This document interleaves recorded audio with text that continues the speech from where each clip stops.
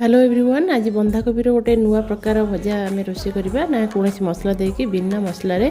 एकदम टेस्टी चलते ट्राए करवा तेल टे लंका गोटे और जीरा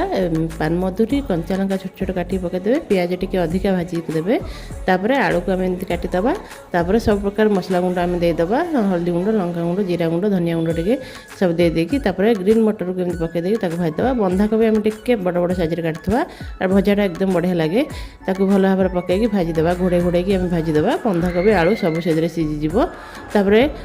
60% 70% हो आसला टमाटो किसी अधिका टे काटिथे काटिक भल भाव भाजदेवे लास्ट धनिया पत्र आ गरम मसला देकी भाजदेवे आप रुटी परोटा पिठा सबुथ यहाँ खाईपर बहुत टेस्टी लगे मुझे चकुली सहित एंजॉय कली आपण मैंने घरे ट्राए करूँ एंजॉय करूँ और चैनल को सब्सक्राइब करने को जमा भूलु इंस्टा फेसबुक रे देखते फॉलो करदे आ कमेंट मध्य जनइबे केमती लगुला रोची नमस्कार जय श्री जगन्नाथ।